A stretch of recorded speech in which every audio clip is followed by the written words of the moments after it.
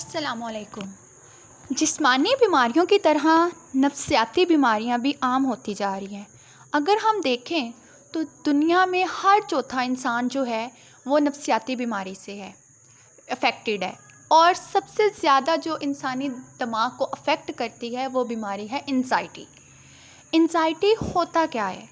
Anxiety میں شدید گھبراہٹ ہوتی ہے، بے چینی ہوتی ہے، دل کی دھڑکن بہت تیز ہو جاتی ہے، دل ٹوٹتا ہوا محسوس ہوتا ہے، ایسے لگتا ہے جیسے ہمارا دل باہر آ جانا ہے، اور مریضوں میں اتنا ڈر اور خوف آ جاتا ہے، ان کو کسی چیز کے کھو جانے کا خوف ہوتا ہے، ان کو موت کا خوف ہوتا ہے، ان کو ایسے لگتا ہے ہمارا دم گھٹنے لگا ہے اور ہم کہیں پھنس گئے ہیں، اور مطلب ڈرانے خواب کی طرح پینکس اٹیکس ان کو آنا سٹارٹ ہو جاتے ہیں۔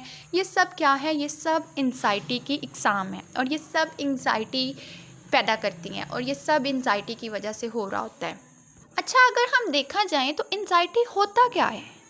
انزائٹی ہمارے ماضی کے ناخوشگوار واقعات، ہمارے ماضی کے وہ والے ٹریجک وہ والے ٹیریبل انسیڈنٹ جو ہم کبھی بھی نہیں بھول سکتے۔ فار ایگزامپل، اگر کسی کا اپنا اس کے سامنے اس کی ڈیتھ ہو گئی ہے، کسی نے ایکسیڈنٹ ہوتے دیکھ لیا ہے، کسی نے کسی کو مرتے ہوئے دیکھ لیا ہے، یا کسی کا کچھ ایسا اپنا پیارا اس سے دور چلا گیا ہے جس کے وہ برداشت ہی نہیں کر سکتا، تو یہ سب جو چیزیں ہوتی ہیں، جو اس کے ماضی کے واقعات ہوتے ہیں، وہ اس پہ بہت افیکٹ کرتے ہیں، اور یہ سب انزائٹی میں آ جاتا ہے، اور یہ سب انزائٹی کی ہی علامتیں ہیں، اور یہ سب انزائٹی کی پروڈیوس کرتے ہیں، کریٹ کرتے ہیں ہمارے ماضی کے واقعات جو ہوتے ہیں۔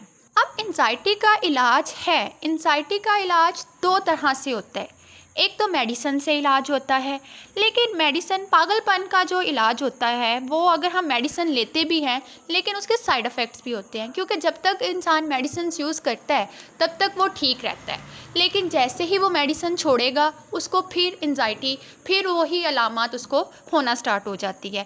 تو اس کے لیے دنیا میں نفسیاتی علاج کے 500 سے زائد لگ بھگ طریقے جو ہیں نا وہ ایجاد کیے گئے ہیں، ان میں جس کی وجہ سے ہم نفسیات کو یا نفسیاتی لوگوں کا علاج کر سکتے ہیں میڈیسن سے ہٹ کر، اور ان سب علاج میں سے جو سب سے زیادہ طریقہ جو یوز ہو رہا ہوتا ہے وہ CBT ہے۔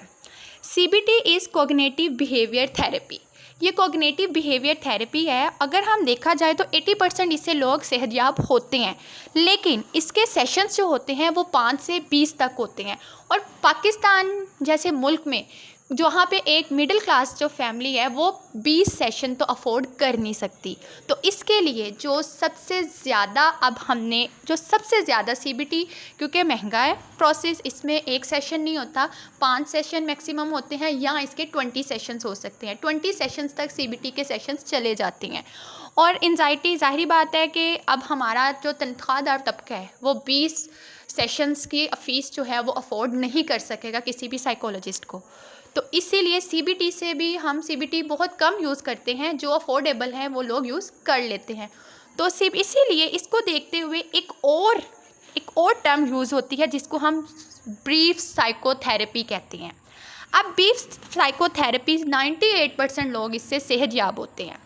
بریف سائیکو تھیراپی میں 1 سے 6 سیشنز ہوتے ہیں، اور یہ کوئی بھی عام آدمی اس کو افورڈ کر سکتا ہے۔ اب بریف سائیکو تھیراپی میں ہوتا کیا ہے، اس میں ہم کچھ چیزیں پیشنٹس کو بتاتے ہیں۔ سب سے پہلے ہم پیشنٹس کو کہتے ہیں کہ وہ ڈیپ بریتھ ایکسرسائز کرے، جس سے وہ پرسکون ہوتا ہے کہ ماضی کے جو انٹیریبل یا ماضی کے جو ٹیریبل واقعات اس کے پاس ہوتے ہیں وہ اپنے ذہن میں لائے، اور لمبی سانس لے کر ان کو باہر نکال دے، اپنے ذہن سے ان کو دور کر دے۔ دوسرا، ہم اس پیشنٹ کو کہتے ہیں کہ وہ آرام سے بیٹھے 5 منٹ تک لمبے سانس لے وہ، اور اپنے جتنے بھی دماغ میں غلط نیگیٹیوٹی، جتنے بھی خیالات آ رہے ہیں ان کو باہر نکال۔ تیسرا، ہم اس میں پیشنٹس کو کہتے ہوتے ہیں کہ وہ آرام سے اپنی آنکھیں بند کرے، اور اس کی زندگی میں جو خوشگوار واقعات ہوتے ہیں وہ ان کو یاد کریں، انزائٹی سے امپروو ہو جاتی ہے۔ تو اسٹے ٹیون ود می، اس طرح کی مزید ویڈیوز آتی رہے گی۔ میرا YouTube چینل سبسکرائب کر دے۔ آپ کا بہت بہت شکریہ، پھر ملیں گے، اللہ حافظ۔